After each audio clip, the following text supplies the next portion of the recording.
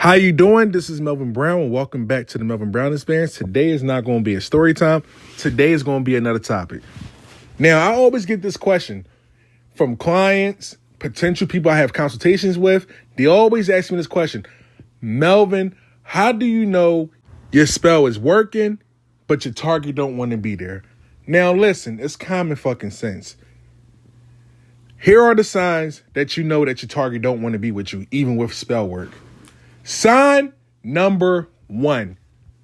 Your target, for some reason, is always involved with somebody else. Now, Jada Pickett call it entanglements, but they always involved with somebody else. I don't care how good the spell work is.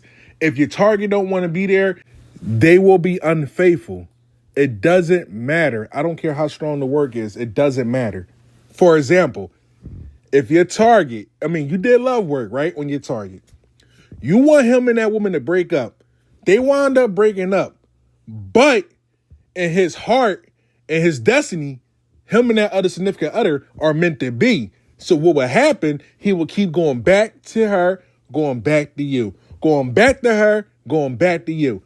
That is a simple, old school classic sign. Somebody that don't want to be with you, even with love work. Sign number 2.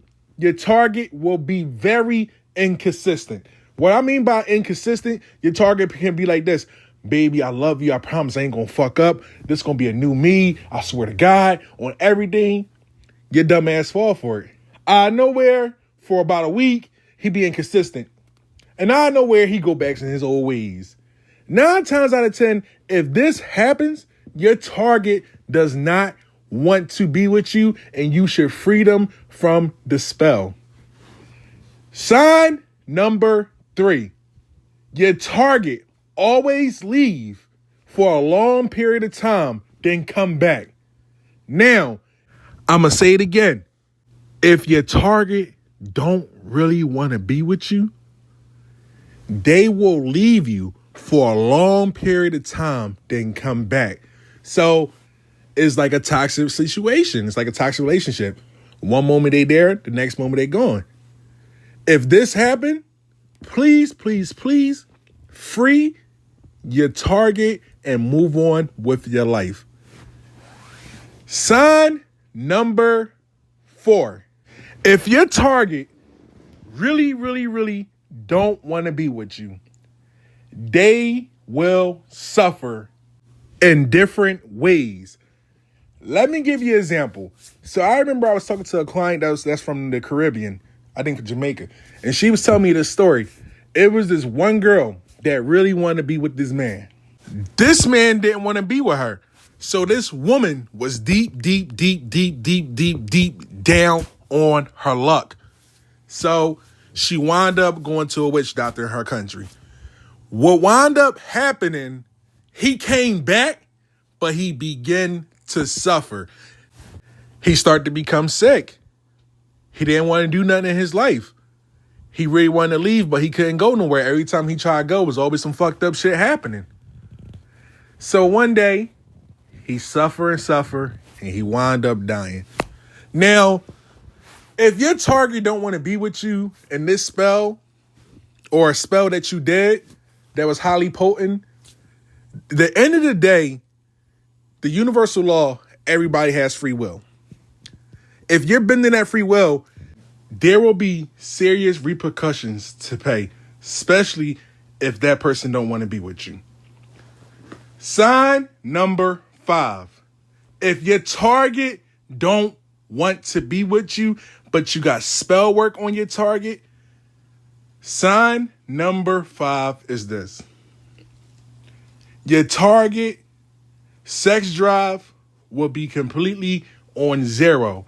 What that means is your target will have a limp dick, meaning your target around you, he won't get hard. Around other women, he will get hard. But depending on what spell work you put, it is what it is. If your target don't want to be with you and you going through this, and sex, I ain't going to say sex plays a key in a relationship, but it plays a key. You know damn well you need to free that man. If that happened, your target don't want to be with you, and I think you should free that man. Sign number 6. Now, when your spell is working, I think I put this on the sign. I think I put this as a sign. Aggression, fake homicidal thoughts. But that's a sign that your spell is working. Now, this one right here, this is really serious. If your target don't want to be with you, it can lead to domestic violence. That means your target will become highly aggressive and wants to put his hands on you. Yes, I said it. Your target might become aggressive and might want to put his hands on you. You must be careful when you do these type of stuff, because 9 times out of 10, your target don't know what's going on, but due to his anger or the way how his ancestors rolling, they might turn all that energy that you try to send to him to whoop your ass. If that ever happened, I don't condone in domestic violence. If that ever happened, please, please, please get rid of the spiritual work, keep it moving, and move on with your life. Y'all was together for a learning process. Y'all wasn't meant to be with each other, so keep it the fuck moving. Sign number 7. Remember I said the universe law is very serious. And if you bend free will, it can be some serious consequences, especially if somebody that don't want to be with you. Now, listen, if your target really don't want to be with you, his family will get involved. Now, when the family get involved, this can lead to a serious disaster, especially if your target is a mama's boy. The mom has intuition. A woman has high intuition, and it's not funny. She will put 2 and 2 together, and if she do find out, she can either go to a witch doctor to take you out this world, or either she can get her family involved, find out the truth about something, and if they do find some type of spiritual paraphernalia, bitch, you're going to fucking feel everything. And when I mean feel everything, you might get your ass whooped or you might die. When family get involved, it can be very toxic because you got to hide your traps 10 times more because the radar is hot right now. If this is going on, I think you should free your lover and move on with your life. I know for a fact that it hurts. But listen to me.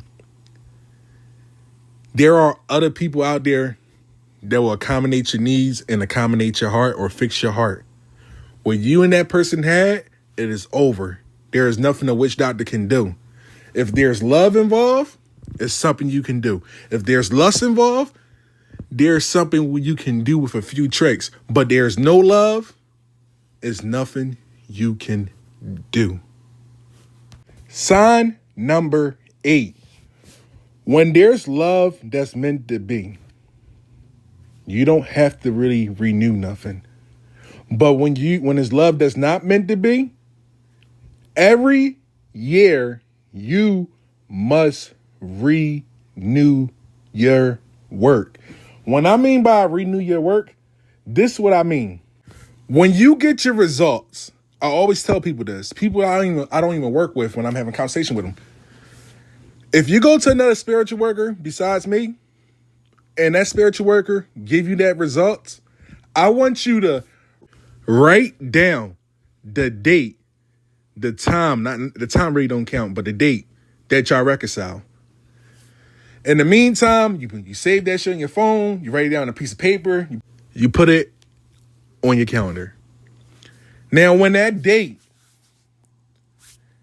goes by a year, the same time, the same day, or the same month, and somehow you and your target is not together no more, y'all broke up that same month, 9 times out of 10, you're going to have to renew that work.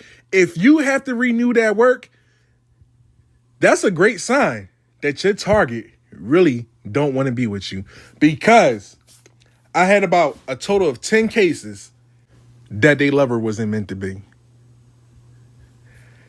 And we had to renew the shit. And I remember the shit got so irritated. Now, ain't no such thing. All money ain't good money. I got so irritated that I told him, I'm not renewing your work. You got to find a spiritual worker. Damn, Melvin, is really like that? Yes, it's like that because 9 times out of 10, that person don't want to be with you. Simple as that.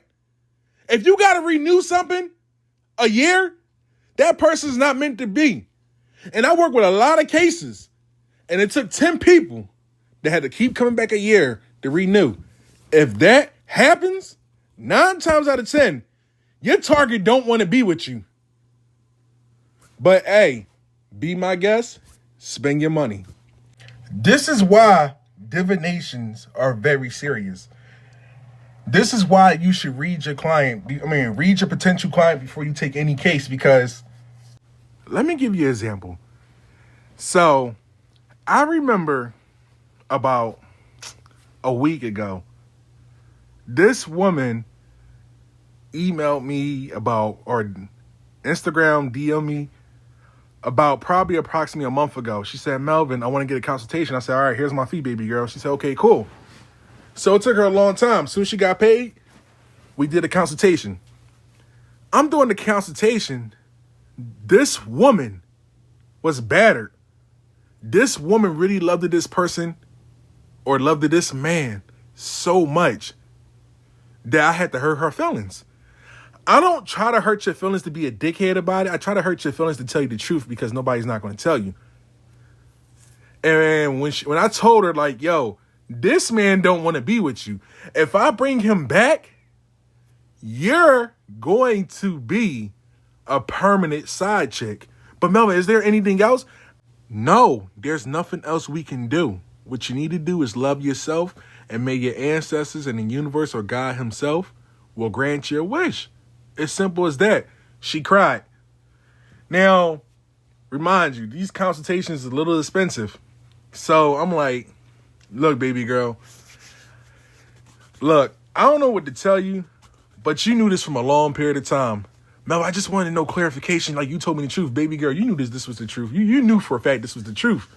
And I'm going to tell you how it is. But look, at the end of the day, I wish you nothing but the best. I gave her money back. I said, yo, I think this consultation is like a forfeit. I mean, basically, like, yo, take your money back, find something else. She cried and cried, and I hung up the phone. Simple as that. But look, love yourself before you put spells on somebody that don't want to be with you. This is Melvin Brown.